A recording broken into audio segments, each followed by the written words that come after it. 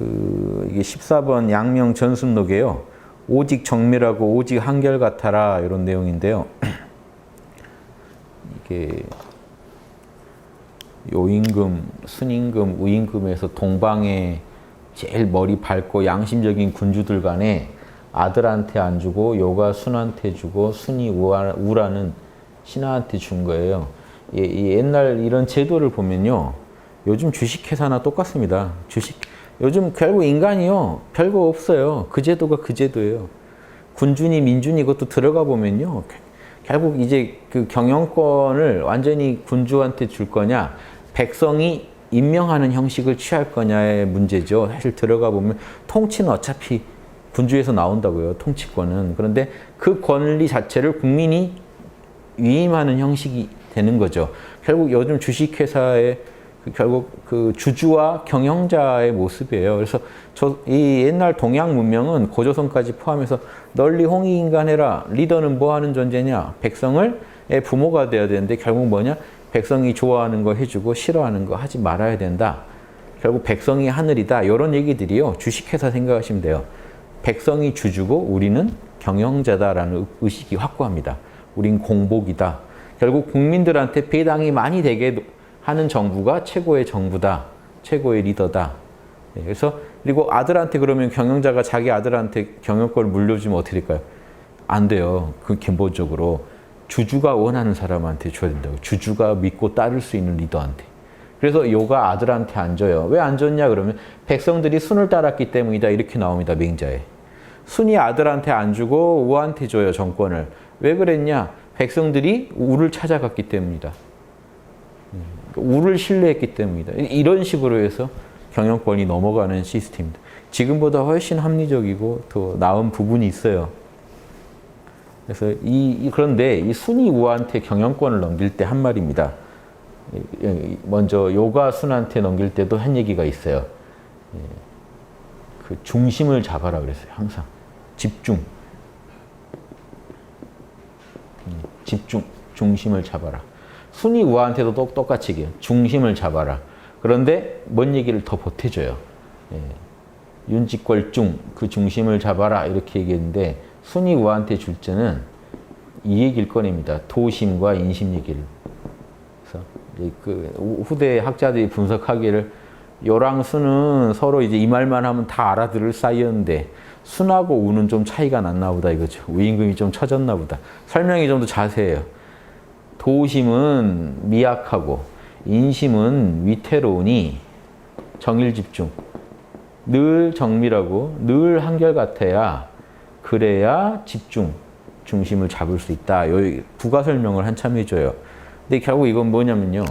우리 마음에서 양심은 미약하죠. 세력이. 양심이 50% 넘기면 여러분 마음에서요. 이 인의지가 터져 나오게 돼 있습니다. 뭔 일을 처리할 때 양심에 맞게 처리하게 돼 있어요. 근데 욕심이 50% 이상이 되면 위태로운 욕심은 늘 50% 이상을 잘 점거해요. 양심은 미약해서 50%를 잘 못 넘겨요. 그러니까 우리 실정이 늘 이 모양인데 너가 리더를 하고 백성을 다스리려면 양심 50% 이상을 늘 확보해야 된다. 그 얘기를 방법론을 정밀하게 하라. 이 말이 뭐냐면요. 양심을 정밀하게 하고요. 양심을 한결같이 밀고 나가라는 얘기입니다. 즉 욕심과 양심의 이 갈등에서 늘 양심에 몰입하라. 한 놈한테만 몰입해라. 양심에 몰입해 주라는 얘기고요. 양심이 주가 되게 하라. 또 하나는요. 양심을 정밀하게 하라는 건요. 쌀미자에 풀을 청자죠. 이게 쌀을 벗겨내서 잡티를 다 제거해서요. 이렇게 이 쌀의 아주 본 모습을 드러내게 하는 작업입니다. 정미소 있죠. 그게 정미소가 이거예요. 쌀을 다, 이 잡티를 다 제거해서, 불순물을 제거해서 순수한 그 쌀을 복원하는 작업이죠. 그러니까 이게요, 양심을 이렇게 하라는 거예요. 양심을 온전히 정밀하게 드러내면, 정밀하다는 뜻도 있어요. 그러니까 인의의지에 안 맞는 걸 다 제거한 거죠. 정밀하게 해서, 그러면 순수하게 해놓으면 그냥 양심 한 덩어리가 되겠죠. 이게 사실은 같다는 얘기예요. 정밀하게 할수록 양심이 순수해지겠죠. 그러니까 정밀하게 하다는 것도 서로 연결되어 있어요. 그러니까 이 정도까지 얘기 듣고 한번 봐보세요. 유정유일, 오직 정밀하고 오직 한결같아라 이렇게 말을 하는데 이걸 어떻게 공부해야 합니까? 고전에 이런 말이 있는데 결국 유학에서는요. 성인되는 비법은 정일이에요. 정일하면 성일이 되게 돼 있어요. 즉 양심에 정일하면. 양심의 정밀하고 양심을 온전히 복원하고 양심의 잡티가 하나도 못 붙게 하고 그 양심을 한결같이 밀고 나가면 당연히 이 군자가 될 수밖에 없죠. 성인이 될 수밖에 없죠. 그러니까 정의라란 말이 그렇게 중요하다는 건 다 알아요. 그래야만 우리는 어디 언제 어디서든 중심을 잡아서 자이로스코프 있죠. 절대 발로 차도 안 넘어지고 균형 잡는 이 정도 돼야 성인이거든요. 이제 군자 중에 성인이에요. 이 정도로 중심을 잡고 살아가면 이제 중용의 삶인데 중용의 삶을 살면 성인이다 이렇게 돼 있습니다. 중용에 성인이 되려면 양심에 정의하기만 하면 된다 이렇게 배웠기 때문에 정의를 어떻게 하는지 관심을 갖겠죠. 그러니까 왕양명 선생이 육증이라는 제자가 그걸 물어보니까요. 오직 한결같다 하는 거는 오직 정밀하다 하는 것의 주된 뜻이며 결국 정밀하게 한다는 게 뭐냐? 양심 하나에 순수해지려는 거죠. 그럼 요게 공부고 요게 결국은 목표 아닙니까? 그리고 오직 정밀함은 오직 한결같음의 공부이다. 이 공부를 통해 이 목적을 이루려는 거다. 이런 관계로 파악해봐라라고 힌트를 줍니다. 오직 정밀하게 바깥에 다시 오직 한결같음이 있는 게 아니다. 이 말은요. 이 두 개가 다른 공부 같지만 양심을 정밀하게 하려고 노력하기만 하면 한결같아지게 돼 있다는 겁니다. 또 다른 노력 필요 없다. 이거 한 다음에 이걸 또 따로 닦는 게 아니다. 같은 공부의 두 측면을 얘기한 거예요. 이해되세요? 쌀에서 잡티를 막 제거하는 과정이 결국 뭡니까? 쌀 하나를 온전히 드러내려는 거죠. 쌀에 몰입하고 있는 거죠. 쌀의 본 모습 하나를 밝히려고. 이 두 개가 같은 얘기잖아요. 그래서 결국은 양심 복원하자는 얘기밖에 아니죠. 그래서 우리가요, 보세요. 깨어있고 호흡 수련을 하고 양심 분석을 하고 그러면 공부가 벌써 3개죠. 양심 분석에 들어오면 인의지, 신, 또 뭐죠? 깨어있음에서 6개 항목을 분석하죠. 그럼 정밀하게 파고드니까 꼭 뭐 여러 가지 공부를 하는 것 같아요. 그런데 결국 뭐죠? 그 모든 게 다 어우러져서 양심을 더 순수해지려고 노력할 뿐입니다. 결국 이 두 개가 하나예요. 요게 느낌이 좀 달라서 그래요. 정밀하다는 느낌이 있거든요, 요게. 그럼 정밀하려면요.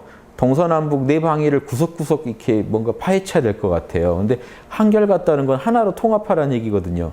뭔가 쪼개지고 합해지고가 지금 같이 얘기가 나오니까 두 개가 다른 공부 같단 말이죠. 조선시대는 어떻게 봤냐면요.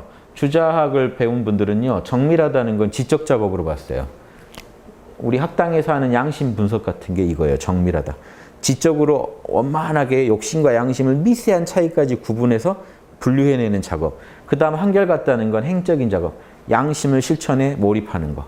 지와 행으로도 얘기할 수 있다고요. 쪼개고 합치고 쪼개고 합치고. 이해되시죠? 뭔가 내 마음에 하나 생각이 일어나는데 정밀히 따져가지고 선악의 요소를 찾아내서 분석하는 거. 그런데 결국은 그게 결국 선 하나로 뭔가 몰고 가려고 그런 거잖아요. 그럼 이 두 공부가 나눠지면서 하나가 돼요. 그래서 이렇게 주자학을 다 배웠어요. 그런데 왕양명은 이런 지와 행으로 쪼개기보다 하나로 통합해서 얘기하고 싶었던 거예요. 그냥 너 양심에 충실한 게 정밀하게 되는 거고 너 그게 결국은 한결같아지는 거야. 하나야 이 얘기를 해준 겁니다. 정이라는 글자는 쌀미자를 따른다. 잠깐 쌀로 비유를 들어보자. 쌀미자가 있지? 쌀로 비유를 들어줄게. 쌀은 순수하고 희고 깨끗하게 만드는 것이 쌀을 순수하고 희고 깨끗하게 잡티 없이 만드는 게 오직 한결같음의 뜻이다. 한결같다 하는 거는 잡티가 없어진 거다. 그러나 절구로 찢고 키로 까불고 채로 치고 골라내는 정밀한 노력이 없다면 다양한 이런 노력이 없다면 어떻게 순수해질 수 있겠는가. 두 개는 하나란 얘기죠. 우리가 잡다하게 양심을 이해하려고 인의지를 분석하고 따지는 거는 이게 뭔가 잡다한 여러 가지 공정을 쓰는 것 같지만 여기서도 지금 뭐 여러 가지 도구를 활용하지만 결국 목표는 뭡니까? 본 순수한 잡티를 제거하려는 거죠. 욕심만 제거하면 양심이 드러나니까 그런 것이다. 그러니까 절구로 찢고 키로 까불고 채로 치고 골라내는 것은 채로 쳐서 또 뭔가 잡티 제거하고 하는 거는 오직 정밀함의 작업이나 또한 쌀을 순수하고 희고 깨끗하게 하는 것에 불과하다. 두 개가 서로 하나다. 이해되시죠? 뭔가 이렇게 때를 벗겨내는 작업이 결국은 순수하게 만드는 거랑 어떻게 둘이겠느냐. 그래서 여기까지 이해하시면 지금 뭐 다 아신 건데 왕양명이 여기서 갑자기 이제 기존의 유학 이론들을 다 종합을 해버려요. 그래서 박학, 신문, 신사, 명변, 독행이 있죠. 예. 이 모두는 오직 정밀함을 통해 한결같음을 구하는 것이다. 박학신문 신사명변 독행도 지와 행을 나누면 이제 주자학에서는 박학은 널리 배우고 신문, 널리 정보를 구한 다음에 치밀하게 질문을 다 해봐 이게 믿을 만한 자명한 정보인지. 신사, 신중에 그러면 자명한 정보들만 엮어서 스토리를 만듭니다. 신사 또 뭐죠? 명변, 명쾌하게 학, 문, 사, 변 그럽니다.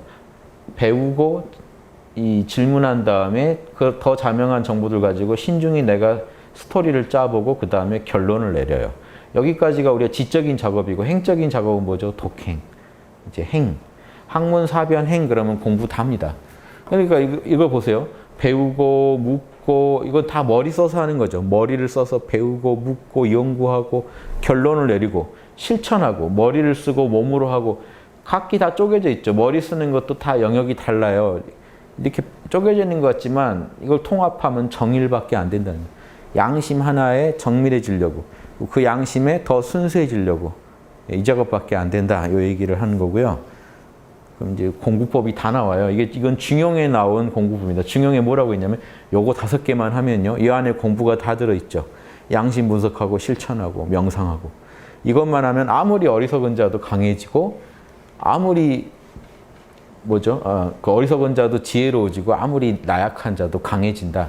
성인이 될 수 있다. 이렇게 얘기합니다. 요것만 하시면 돼요. 근데 그걸 더 통합하면 정인이죠.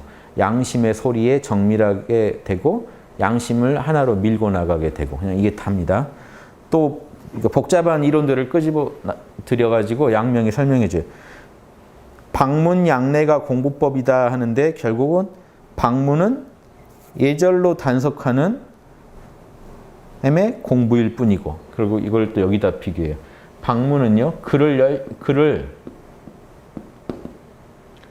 이거는 문장을 널리 경전 공부를 치밀하게 하는 거예요. 넓게 경전을요. 우리 같으면 유불선 안 가리고 다 보죠. 공자님 때는 육경을 다 뒤지면서 글로 공부해요. 그런데 이 글로만 공부 잘하고 양례를 못하면요. 예절로 요약을 못하면요. 딱 요약을 못하면요. 어떻게 실천해야 할지 몰라요. 이해되세요? 육경을 다 읽었대요. 그런데 당장 어른을 만나면 이게 절을 어떻게 해야 할지도 모르고 어떻게 말을 해야 될지도 모르고 그러니까 실천적으로 이거를 요약시켜서 밖으로 표출 못하는 알면 진짜 알미 아닙니다. 이해되시죠? 이거는 뭐죠? 이거는 문제 참고서 다 외워왔대요. 근데 문제 하나도 못 푸는 격이죠. 실전 문제를 못 푸는 격이 되니까 방문양례가 유교에서요. 공자님이 강조한 그 군자의 공부의 핵심입니다. 그래서 방문양례라는 것도 결국은 방문은 양례의 공부이다. 이 얘기는 정의라고 지금 같다 이거죠. 정일이랑 정밀함이 한결같음의 공부였듯이 글로 널리 공부하는 것도 결국은 양심으로 회통하려고 양심으로 삶을 이렇게 일관되게 꿰려고 하는 것뿐이다. 이 얘기를 하고요. 이런 유사한 예들을 갑자기 다 얘기해줘요. 근데 방문양례에 제가 이제 얘기 하나 드릴 건데요. 논어 옹약편에 이렇게 나와요. 공자님이 군자가 글을 널리 배우고 예절로 단속할 수 있다면 도에 어긋나지 않을 것이다. 인간의 길에서 어긋나지 않게 될 거다라고 칭찬해 준 게 있고 논어 자한편에 이게 재밌는 얘기인데요. 안자가 공자님 거의 근처까지 간 분이에요. 그러면 어떻게 보면 안자가 진짜 대단해요. 공자님은 이른의 종심소욕 불류군데 안자는 34세인가 돌아가셨는데 아성 소리를 듣는다고요. 그러면 선비들 중에 이 양반이 제일 무서운 양반이죠. 그래서 예전에요. 어른 선비들이 다 탄식한 게 그거였어요. 안자는 34세 성인 소리를 들었는데 난 너무 오래 살았다. 이런 걸 오래 살았는데 성인 소리는 못 들으니까 한탄했을 정도로 안자는 공자한테 칭찬만 들은 양반이에요. 그래서 이 무서운 양반이죠. 그래서 이 양반이 그런데 공자에 대해서 평가한 게 있어요. 이게 좀 귀한 자료죠.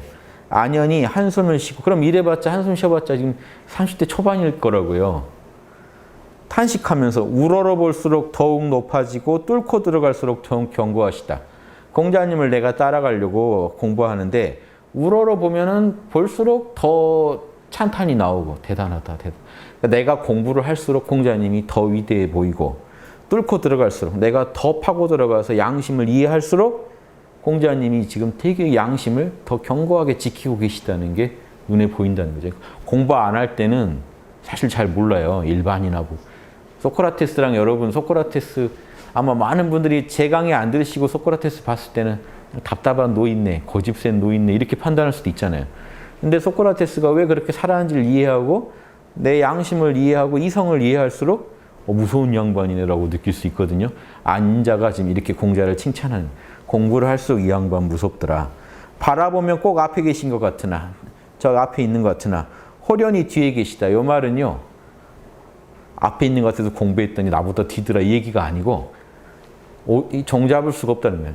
저 정도쯤 계시겠지 하고 공부해보면 이 양반이 또 이미 알고 계시고, 요 정도 알고 지금 저러시는 거겠지 하고 양심을 파봤더니 이 양반 양심에 또 더 고차원적인 측면을 표현하고 계시고, 이렇게 이 위치를 종잡을 수 없더라 한 얘기고. 그런데도 선생님께서는 단계별로 사람을 잘 인도하시어. 이렇게 그런데도 선생님은 나를 계속 끌어올려주고 계시다. 선생님이랑 공부하고 놀다 보면 자꾸 내 실력이 높아져가. 단계별로 나를 레벨에 맞게 인도하시어 나를 글로 넓혀주시고, 결국 안자가요, 공자가 나한테 이렇게 해줬다는 게 이겁니다. 경전으로 나를 넓혀주시고, 학당 같은 건 뭐죠? 다양한 유튜브 강의로 나를 넓혀주시고, 이렇게 되죠. 예절로 단속하게 하신다. 몰라 괜찮아와 자명함으로 항상 내가 어떻게 실천해야 될지 요약을 해준다. 그래서 저도 강의 중에 항상 이 원칙을 따릅니다. 다양한 경전을 파고 들어가서 여러분 글로 여러 정보를 다양하게 파악할 수 있게 도와드리지만요. 반드시 강의 끝날 때는 몰라 괜찮아 하세요. 양심 분석만 하시면 돼요. 육바라밀이면 끝입니다. 어떻게 실천해야 될지 딱 요약해주고 제가 강의를 끝내는 게요. 다 저도 여기서 배운 거예요. 논어에서 저도 어려서부터 배운 게 방문 양례해야 된다. 방문으로 끝나면 큰일 난다. 그러면 이 글에서 헤매시게 돼요, 여러분이. 글을 활용해 먹어야 되는데 활용할 수 있는 실천 지침까지 안 주고 나와버리면요. 여러분은 그냥 정보 때문에 머리만 터지지 나는 어떻게 해야 되는지 몰라요. 막상 상황에 닥치면 무조건 몰라 괜찮아랑 그 다음 양심 분석입니다. 이게 양례에 해당돼요. 실천 지침과 그런데 이런 요약된 행동에는 근거가 있어야 되잖아요. 그 근거가 그러면 여러 경전에서도 다 찾아져야 되잖아요. 그 근거가. 그래서 방대한 근거를 제시해주고 그 근거대로 어떻게 실천할 건지. 결국 여러분 밥통 매뉴얼 보세요. 설명에는 뭔가 방문이죠. 이 원리와 복잡해요. 근데 여러분 그거 다 아실 필요가 없죠. 결국은 뭐가 필요해요? 당장은 밥통 켜고 끄고 밥하고 보온하고. 그러니까 이건 실천 지침이고, 그렇게 되면 밥이 되는 원리에 대한 설명은 방문에서 찾아야 돼요. 그렇죠? 이게 밥통은 사실은 원리 몰라도 되지만 우리 사람 살아가는 도리는 원리를 알아야 돼요. 그래서 경전도 배우시고 매뉴얼도 읽으셔야 되고 꼼꼼히 동시에 곧장 바로 실천을 할 수 있는 그 실천 지침도 확보하셔야 돼요. 공자님이 그렇게 해줬대요. 안자를 가르칠 때. 글로 넓혀주고. 그러니까 이 시야가 넓게 해주려고요. 이경전만 보고 있으면 이경전 얘기해주고, 이경전 또 가지고 얘기하면 또 이경전. 그리고 그 같은 경전에서도 뜻을 정확히 이해하고 있는지 끝없이 이렇게 질문해서 제대로 뜻을 이해하게 도와주고, 그 다음에 애절로 단속하게 해주셨다. 그런데 글은 그리고 행동할 때 딱 요령껏 행동하는지를 계속 지적해줬다는 거죠. 너 그렇게 행동하지 마라 하고. 그렇게 하니까 어떻게 됐냐면요. 능히 공부를 멈추고자 해도 이제 그만 공부하고 싶은데도 이미 나의 재능을 모두 발휘하게 하신다. 나 진짜 공부 그만할래 라고 할 때조차도 이미 내 양심을 온전히 내가 역량에선 최선을 다해 발휘하게 만들다는 겁니다. 여기 스승으로서 이제 아주 훌륭한 그 모델이 되겠죠. 도달하신 경지가 탁월하니 따르고자 해도 따를 방법이 없다. 내가 공자님처럼 하고 싶지만 그 방법이 묘연하다. 그러면서도 지금 계속 성장해 가고 있죠. 안자는. 이러다가 이제 30대 초반에 죽는데 이게 결국 대단한 양반입니다. 유교에서는 영원히 이제 그 안자를 배우자라는 게 송나라 때도 모토가 될 정도로 안자처럼 공부하자.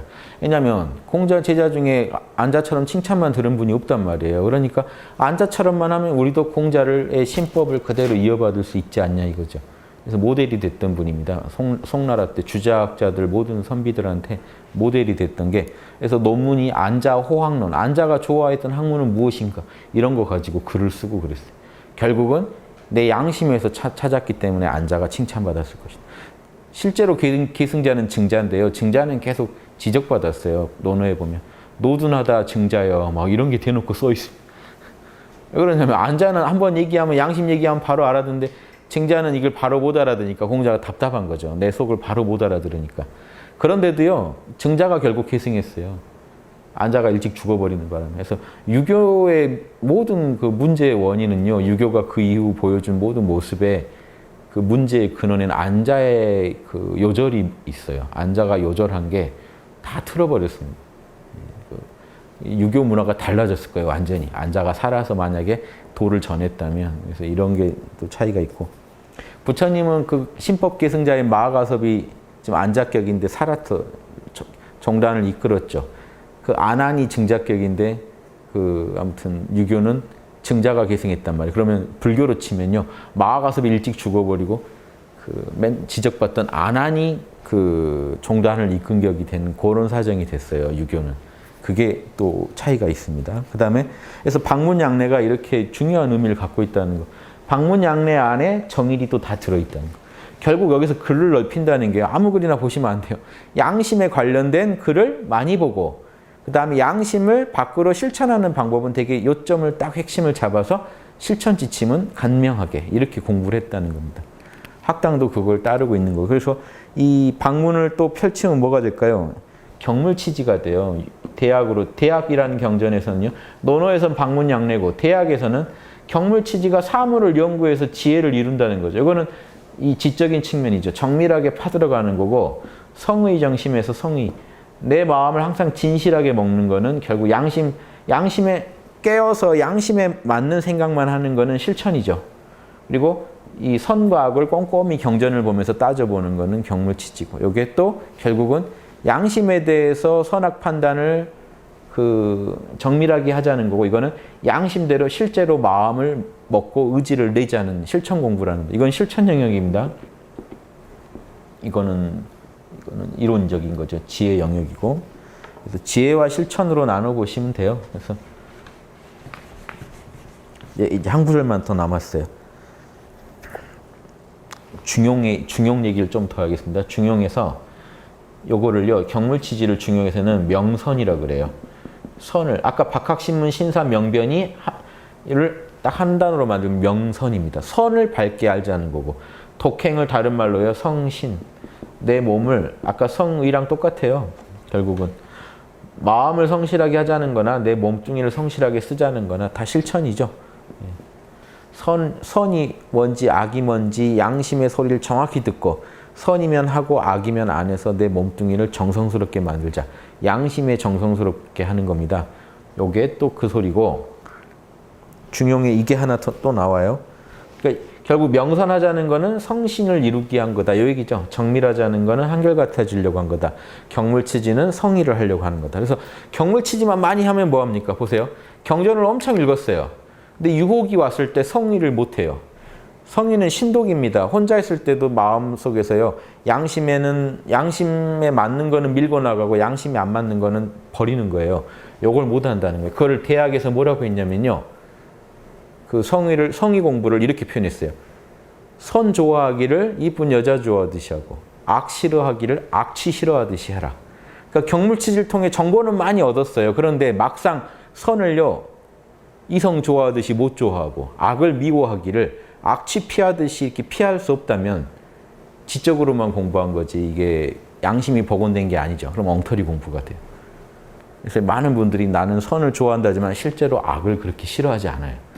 이게 유교 공부로 말하면 경물치지가 부족해서, 온전하지 않아서 실천 공부가 부족한 거죠. 그러니까 지혜에도 문제가 있는 거죠. 지혜는요, 정말 정확히 알면 안 할 수가 없는 게 진짜 지혜입니다, 원래는. 그래서 이게 원래 하나예요. 얼마 전에 그 꼬맹이한테 안전벨트를 매게 시켜보려고 했는데요. 7살짜리인데 답답하다고 안 매려고 그래요. 그럼 아무리 말을 해도 소용없죠. 자명한 지혜를 갖게 해주려면요, 동영상을 제가 유튜브를 틀었어요. 안전벨트 안 매서 확 날아가는 동영상들 많습니다. 찾아보시면. 2편 정도 보여주니까요. 이제 수영바람이, 이게 반야는 얻었는데 아직 수영이 안 되고 있더라고요. 의자를 꽉 안 잡아서 날아간 게 아닐까라는 해서. 자, 봐봐. 의자 잡고 있지, 날아가지. 버스 뒤집히면서 다 날아가요. 안전벨트 안 맨 사람은. 딱 2번 보니까 이제 매더라고요. 그 뒤로는 이제 안 매면 차 출발 안 합니다. 확 변해요. 자명하게 알면 이렇게 안 할 수가 없게 돼야 돼요. 그러니까 우리가 이제 건강에 관한 상식들도 잘 안 하는 이유가 얘긴 들었는데 전혀 실감이 안 나는 거죠. 동영상 한 편 제대로 딱 보면 사실 끝납니다. 아, 이거 안 해. 나 이거 안 해야겠다. 이런 게 이제 결국 그 자명함이에요. 그러니까 선에 대해서 자명하다는 게요. 이 정도예요. 이게 단순히 정보로 들어가면요. 성신으로 연결이 안 돼요. 그래서 진짜 명선이라는 건 당연히 그대로 성신입니다. 실제로는. 정확히 알면 안 하실 수가 없어요, 여러분. 찜찜해서 못 견뎌요. 이해되시죠? 이렇게 한 공부라는 거. 마지막 하나만 설명하고 끝낼게요. 이분이 참 갑자기 이 하나로 유교를 정리했어요. 정일로. 요즘 경전이 다 나옵니다. 중용에 이 말이 나와요. 전덕성. 이게 다 대꾸를 이루는 구절이니까 지금 여기 나온 것만 알아두셔도 유교의 공부법에 지금 모든 게 나온 거예요. 도문학. 이게 중용에 나옵니다. 이 도문학. 중용에 이게 딱 대꾸로 나오는데 보세요. 한번 추적해 보세요. 덕성을 존중하되 묻고 배우는 것을 어쩌라는 거냐? 길은요. 길을 삼는다는 거예요. 그러니까 이건 별 의미가 없어요. 덕성을 존중하되 이게 글자 맞추려고 들어갑니다. 덕성을 존중하되 묻고 배우는 것도 계속 그 길로 삼았다는 거죠. 이 두 개는 뭔 공부일까요? 뭔 책? 그래서 전덕성 아이고 이게 바뀌었는데 쓰다 보니까 여기를 바꿀게요. 이놈이 정이 되죠. 지적인 작업. 묻고 배우는 거니까 이쪽이 일이 돼요. 결국 보세요. 묻고 배우는 길을 삼아서 저 이건 학문한다는 거예요. 경전을 방문이랑 똑같아요. 글을 보고 묻고 배우고 해서 지적인 작업을 가지고 공부를 하는 게 지적인 확장이요. 결국은 네 덕성, 너 양심을 존중하는 것일 뿐이라는 거예요. 그러면 이것의 공부가 결국 이거죠. 결국 정밀해지면 뭐 하려고요? 양심에 순수해지려고요. 묻고 배우는 게 결국 뭐라고요? 양심에 관한 거를 묻고 배우다 보면 양심을 존중하게 되고 끝난다는 겁니다. 이해되시죠? 그래서 결국 이게 따지면 묻고 배우는 거는 우리 에고 공부입니다. 에고를 가지고 생각을 깊게 하게 만드는 공부고 전덕성은 내 양심에 집중하는 공부죠. 결국 이게 연결된다는 거예요. 묻고 배우는 작업을 통해서 결국은 내 양심을 더욱 존중하게 된다는 거는 결국 하나의 공부다. 그래서 이제 이렇게 다 했습니다. 결국 다른 가르침이 없다. 모든 유교의 경전들이 정일하라는 한마디로 요약이 된다. 정밀하다. 이것만 기억하세요, 여러분도. 다른 거는 그냥 관심 있는 그 경전의 그 문구만 익히시고요. 핵심은 정일하게 하라. 여러분은 양심에 정밀하되 한결같아야 됩니다. 순수해야 됩니다. 양심을 정밀히 파세요. 양심 사단 분석이나 육바라밀 분석을 통해 양심에 대해 정밀하게 이해해 보세요. 그거를 소홀히 하지 마세요. 구석구석 파헤쳐 보는 걸. 내 작은 마음 하나 안에서도요. 양심과 욕심이 어떻게 서로 투쟁하고 있는지 파악해 보세요. 정밀하게. 그 다음에 양심 손을 들어주세요. 그러면 정밀하되 한결같은 공부가 계속해서 이어집니다. 이 공부를 못하면 여러분 운명도 안 바뀌고 인격도 안 바뀝니다. 명상을 10년 아니라 뭐 평생을 하셔도 인격 안 바뀌어요. 이 공부를 안 하면 인격은 안 바뀌어요. 결국 그 명상을 했다는 건요. 이런 공부를 하기 되게 좋은 조건을 만든 것뿐이에요. 그렇죠? 초연한 시각을 갖게 됐잖아요. 그 다음에 결국에는 이런 공부를 통해 양심을 개발해 주지 않으면 정의란 공부를 안 해주면 인격이 안 바뀌기 때문에 늘 똑같은. 명상은 되게 잘한다는데 입만 열면 그 사단 없는 말, 무례한 말, 편견에 가득한 말이 나올 뿐이에요. 그런 행동이 나올 뿐이에요. 그러니까 이분의 운명은 안 바뀌죠.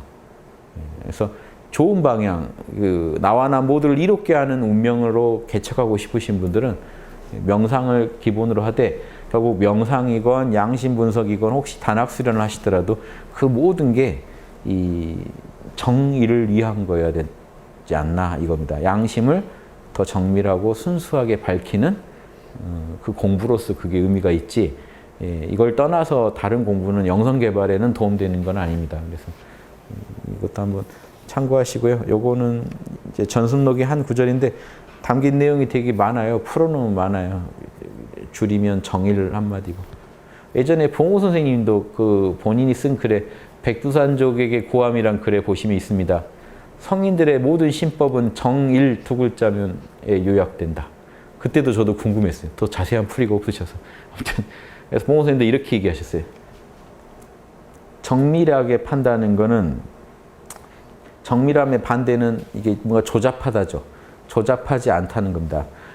그리고 하나는 많지 않다는 거죠. 즉 하나에다가 정성을 다 들여서 하나를 정밀하게 파야만 거기서 성공하지 정의는 모든 일에 몰입하라는 거죠. 결국 몰입하되 하나에 몰입하되 내가 그 몰입하는 그 대상에 대해서 치밀하게 연구하라는 잡스럽지 않게 정밀하게 파들어가고 결국 그게 정밀하게 파들어가는데 만약에 정이면 어떡할까요?